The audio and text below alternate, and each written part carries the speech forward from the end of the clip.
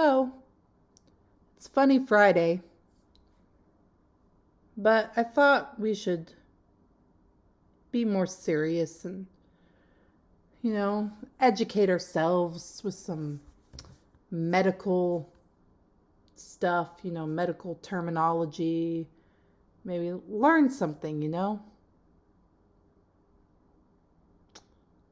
It's important to learn about the body, human body, different stuff going on in our brains. So let's watch this serious video about the anatomy of a married female's brain.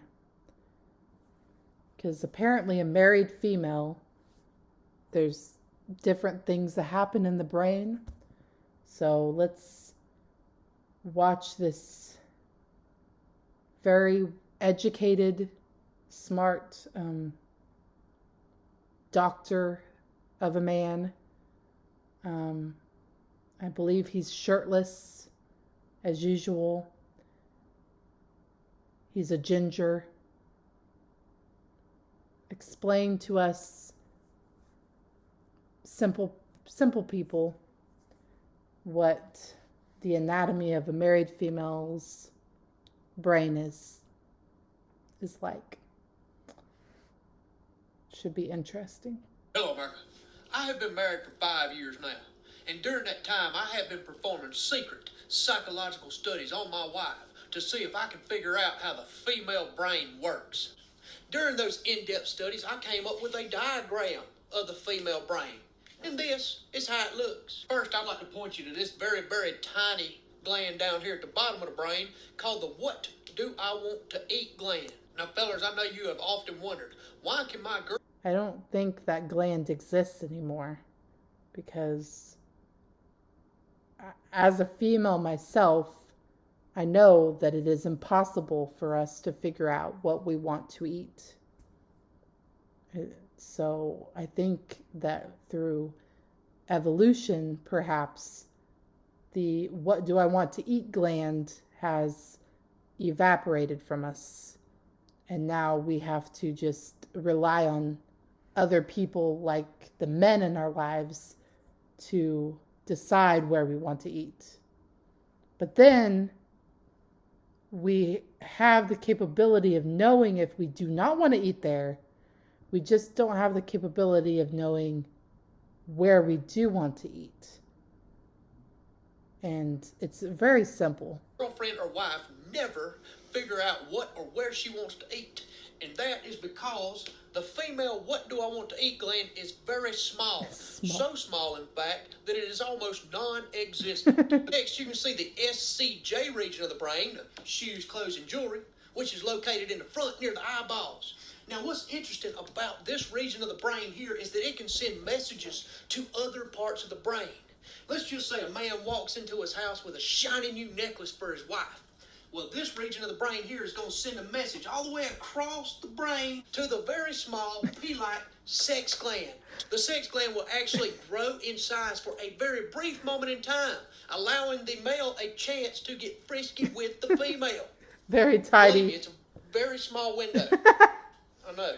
As you can see here, this is the "I told you so" gland. Oh, that's a big one. Anytime a male and female get into an argument and the male is wrong, this gland here will fire off a message, and the female will say, "I told you so." Now, as we can see here, this is the gossip region of the brain, which is responsible for holding all the juicy gossip and relaying all the juicy gossip. For example, if a woman finds out that her next door neighbor, who is married, is having an affair with another man, the gossip region of the brain will shoot a message down to the fingers, who will then send a text to all of her friends saying that her next door neighbor is a hoe. Now, in some females, this area can be very large. I'm talking about taking up almost the whole entire Especially in the brain. South. Here we have the headache generator. Now, the headache generator can send messages to other parts of the brain as well. If a man were to walk into a bedroom with his wife and he's feeling frisky, and the wife sees it, but she ain't feeling frisky, the headache generator will actually start pulsating. This will cause a headache. This will in turn send a message to the sex gland, shutting off the sex gland, causing the female to show no love or affection towards the male, which gives the man all the signs that she don't want to get frisky.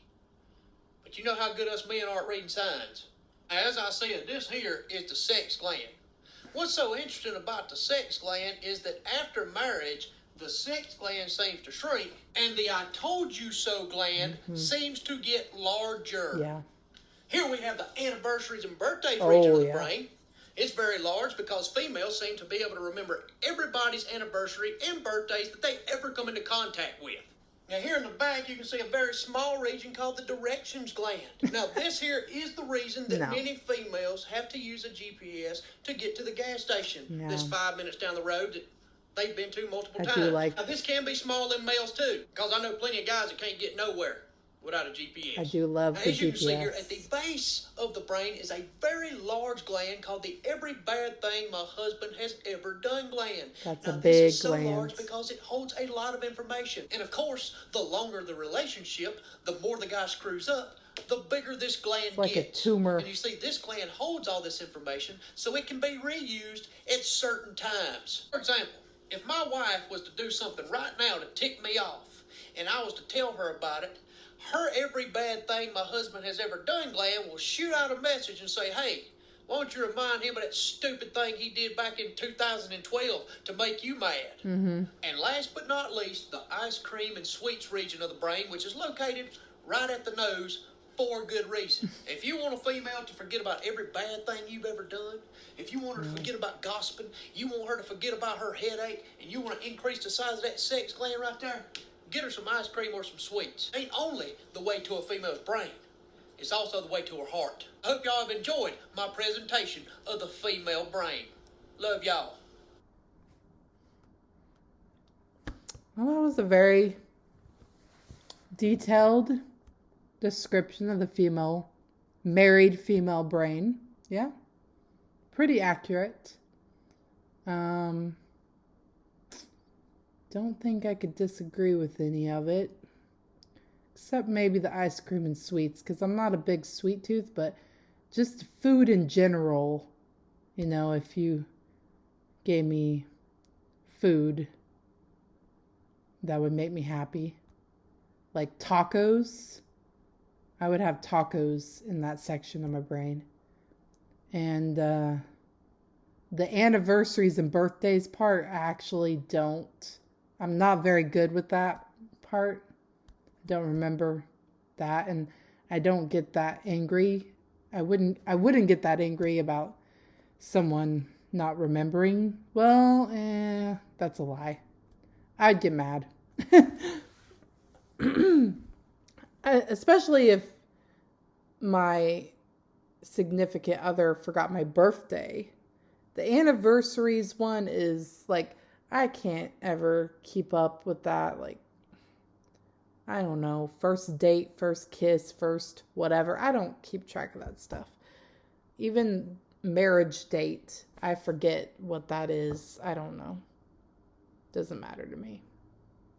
But like, my birthday, the other person's birthday, that's kind of a simple thing to remember. I mean, Facebook reminds you, for Christ's sake. Yeah. Anyways, I hope you enjoyed that. And have a nice day. And like and subscribe. It's free. And trying to make it to 1,000 subscribers. And it's, did I mention free? And it's easy to do, and it makes me so happy. So happy.